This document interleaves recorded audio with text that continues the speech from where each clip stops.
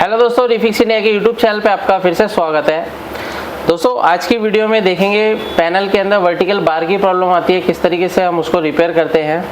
तो अभी क्या है, मेरे पास एक ये सेट है जो कि LG कंपनी का है और इसके अंदर पैनल भी आप ये देख सकते हैं LG का लगा हुआ है। ये LG का इसका टिकोन बोर्ड है और इसके अंदर दोस्तों ज़्यादातर जो प्रॉब्लम आती है इसकी कॉफ जलने की वजह से इस तरीके की प्रॉब्लम हमारे को देखने को मिलती है। तो मैं आपको सबसे पहले प्रॉब्लम दिखा देता हूँ किस तरीके की दिक्कत है। तो जैसे ही हम इसके अंदर पावर लगाते हैं तो पावर लगाने के बाद अगर आप इसके अंदर देखेंगे तो इसके अंदर जो प्रॉब्लम है कुछ इस तरीके की है। जैसे ही हमारा सेट ऑन होता है तो आपको इस तरीके से वर्टिकल बार नज़र आता है। यहाँ पे आप ये देख सकते हैं, इसके अंदर इस तरीके से वर्टिकल बार इस तरीके से आपको धीरे धीरे दिखाई देगा, यानी स्लो मोशन में वर्टिकल बार चलता रहेगा। तो यहाँ पे आप ये देख रहे हैं धीरे धीरे करके ये बढ़ रहा है। तो ज़्यादातर टेक्नीशियन को प्रॉब्लम आती है कि इस तरीके के प्रॉब्लम को किस तरीके से रिपेयर करते हैं। तो ये सारी चीज़ें मैं इस वीडियो के अंदर आपको दिखाता हूँ किस तरीके से हम इसको रिपेयर करेंगे। तो चलिए स्टार्ट करते हैं। सबसे पहले देखिए दोस्तों, इसके अंदर क्या होता है, जब भी हमारे पास पैनल इस तरीके का आता है तो हमारे को इसकी सभी बेसिक वोल्टेज चेक करनी है। तो बेसिक वोल्टेज चेक करने के लिए दोस्तों यहाँ पे क्या है, हमारे पास एक मल्टीमीटर है और मल्टीमीटर को हम वोल्टेज रेंज पे सेट कर लेते हैं। तो यहाँ पे मैं मल्टीमीटर को वोल्टेज रेंज पे लगा लेता हूँ और वोल्टेज रेंज पे लगाने के बाद सबसे पहले मैं आपको सारी वोल्टेज दिखाता हूँ कि इसके अंदर जो हमारी सभी वोल्टेज हैं वो कौन कौन सी वोल्टेज इसके अंदर बनती है। जैसे कि आप यहाँ पे देखेंगे तो ये 13 वोल्ट की सप्लाई इसके अंदर बन रही है, यानी कि ये वोल्टेज क्या है, ओके है। जो हमारे LG के पैनल होते हैं, LG के जो सेट होते हैं उसमें 13 वोल्ट ज़्यादा चलती है, यानी 12 की जगह 13 वोल्ट आती है। ठीक है, तो ये हमारा जो है 13 वोल्ट है, तो ये हमारा बिल्कुल परफेक्ट है, ओके है। और ये जो 13 वोल्ट की सप्लाई है, 13 वोल्ट की सप्लाई हमारी जाती है DC टू DC IC के अंदर। तो DC टू DC IC का काम होता है 3.3 वोल्ट बनाना और 12 AVDD वोल्टेज बनाना। तो अगर आप यहाँ पे देखोगे तो ये 3.3 वोल्ट की सप्लाई है, वो बिल्कुल परफेक्ट बन रही है। और इसके बाद अगर हम देखते हैं तो यहाँ पे AVDD वोल्टेज भी हमारे को बिल्कुल परफेक्टली मिल रहा है। और आगे अगर हम वोल्टेज चेक करते हैं तो इसके यहाँ पे पॉइंट होते हैं VGH और VGL के। तो अगर आप यहाँ पे देखोगे तो VGH वोल्टेज भी इसका ओके है, 26 वोल्ट के अराउंड यहाँ पे आ रहा है। और VGL पॉइंट पे भी अगर आप देखोगे तो VGL भी हमारा बिल्कुल परफेक्ट तरीके से बन रहा है। तो कई बार इस तरीके से होता है कि हमारी कोफ जलने के बाद होता क्या है, वो ओपन हो जाती है, जिसकी वजह से इस तरीके की दिक्कत देखने को मिलती है। तो अभी हम क्या काम करेंगे, इसको पैनल को ओपन करके देखते हैं पैनल की क्या कंडीशन है, क्योंकि जब भी इस तरीके के सेट आते हैं तो हमारे को खोल के जरूर चेक करना होता है। तो अभी मैं सेट को ओपन कर लेता हूँ, ओपन करके मैं आपको दिखाता हूँ। अभी यहाँ पे देख सकते हैं, अभी मैंने सेट को ओपन करा है। तो अभी आप यहाँ पे देख सकते हैं इसकी 2 कॉफे हैं, यानी 2 कॉफ का ये पैनल है। और इसकी आप यहाँ पे देखेंगे एक कॉफ जली हुई है, तो हमने इसको यहाँ से कट कर दिया था। तो यहाँ पे आप ये देख सकते हैं ये हमने कट किया है क्योंकि यहाँ पे कॉफ जली हुई थी। अभी क्या है, कॉफ जलने की वजह से इस तरीके की दिक्कत हमारे को देखने को मिल रही थी। तो अभी हम क्या काम करते हैं, इसको दोबारा से लगाते हैं और पैनल की कंडीशन चेक करते हैं। पावर लगाओ। तो पावर लगाने के बाद अगर हम देखेंगे तो सेट के अंदर आप देख सकते हैं यहाँ पे सेम कंडीशन है। और यहाँ पे आप ये देख सकते हैं कॉफ स्पार्क हो रही है अभी भी। यहाँ पे जो कॉफ है ये स्पार्क हो रही है। तो इसकी क्या है, हमारे को प्रॉपर तरीके से कटिंग करनी पड़ेगी। कटिंग करते हैं दोबारा से, ब्लेड लेके आना पड़ेगा, नया ब्लेड ले भाई। पे आप ये देख सकते हैं इसकी जो कॉफ है यहाँ से जली हुई है और इस कॉफ को क्या है हमारे को यहाँ पे कटिंग करनी पड़ेगी। तो अभी मैं आपको ऑन करके दिखाता हूँ। सबसे पहले कॉफ जलने के बाद भी इसके अंदर जो प्रॉब्लम है, यहाँ पे आप ये देख सकते हैं इसके अंदर क्या है, यहाँ पे स्पार्किंग हो रही है। और स्पार्किंग की वजह से क्या है, हमारी जो वर्टिकल बार है हमारे को यहाँ पे दिखाई दे रहा है। तो इस तरीके से कॉफ जल जाती है। तो सबसे पहले हमारे को यहाँ पे कटिंग करनी पड़ेगी कॉफ की। तो पहले आप पावर निकालो और पावर निकालने के बाद आप इस तरीके का ब्लेड ले सकते हो और ब्लेड लेने के बाद आपको इस तरीके से इसको कटिंग करनी है। तो ये मैंने यहाँ पे कटिंग कर दी है। यहाँ पे आप ये देखेंगे कॉफ क्या हो गई है, कट हो गई है। ठीक है जी। कॉफ कट करने के बाद अभी क्या है, हम पावर लगाएंगे और पावर लगाने के बाद देखते हैं क्या कंडीशन बनती है। अभी आप यहाँ पे देखेंगे तो पावर लगाने के बाद अभी हमारे को ये मिला है नो पिक्चर कंडीशन में। किस में? No picture condition. यहाँ पे आप ये देख सकते हैं हल्का हल्का सा फिर से बाहर आ रहा है। तो हमारे को क्या करना होगा, इसके अंदर अभी दोबारा से इसके टिकोन पे देखना होगा कि इसकी जो वोल्टेज है वो क्या है। ठीक है, तो पावर निकालो।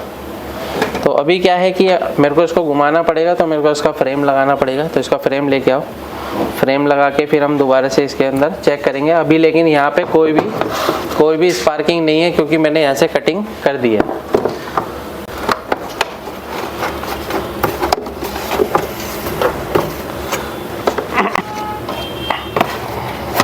लगाओ पावर।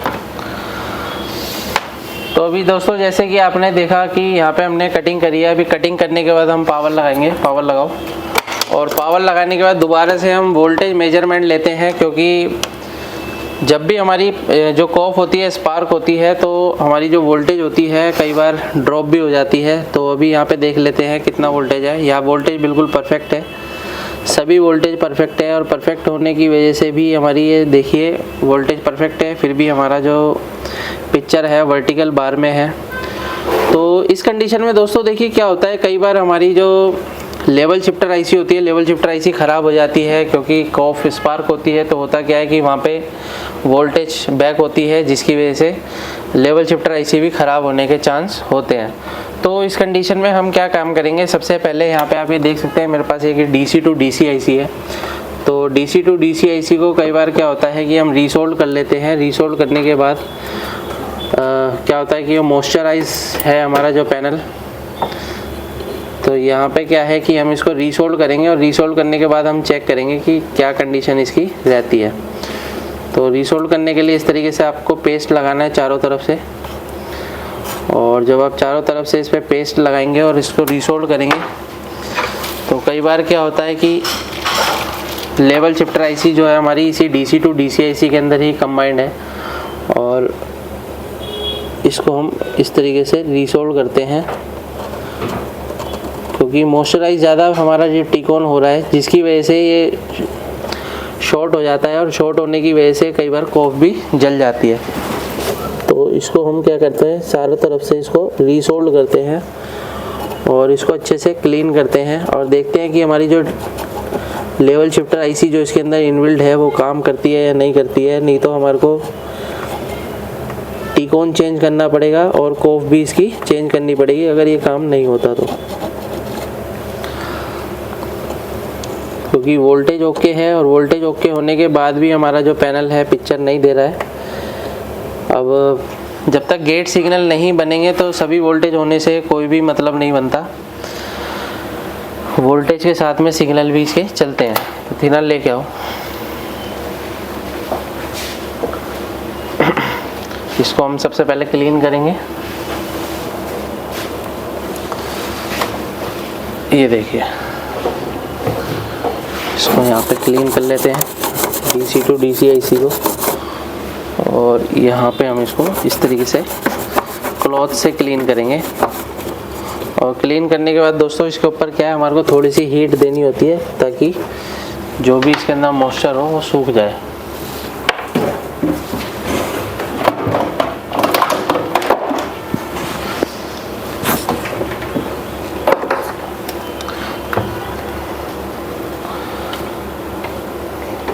तो SMD से मैं इसको हीट देता हूँ। तो जब भी हम हीट देते हैं किसी भी आईसी को सुखाने के लिए, तो एयर और जो हीटर है दोनों को हम बढ़ा लेते हैं, ताकि प्रॉपर तरीके से हमारा जल्दी काम हो जाए। ठीक है, ठीक है जी, समझ में आ रही है बात। तो अभी आप यहाँ पे देखेंगे बिल्कुल फिनिशिंग से हमारा काम हो चुका है।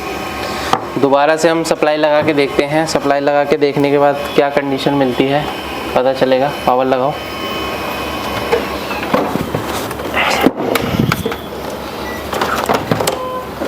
तो इसकी वोल्टेज दोबारा से चेक कर लेते हैं। वैसे तो वोल्टेज ओके ही थी इसकी तब भी। तो अभी जैसे हम VGL चेक करते हैं, VGL वोल्टेज भी ओके है, और VGH चेक करते हैं तो VGH भी ओके है। तो यानी कि ऑलमोस्ट इसकी वोल्टेज जो है ओके है। तो अभी आप यहाँ पे देख सकते हैं इसकी जो पिक्चर है बिल्कुल फर्स्ट क्लास तरीके से बन चुकी है। तो दोस्तों कई बार होता क्या है कि कॉफ बर्न होने की वजह से हमारी जो आईसी होती है, आईसी मॉइस्चराइज होने से कॉफ बर्न हो जाती है, और इस तरीके की दिक्कत हमारे को देखने को मिलती है।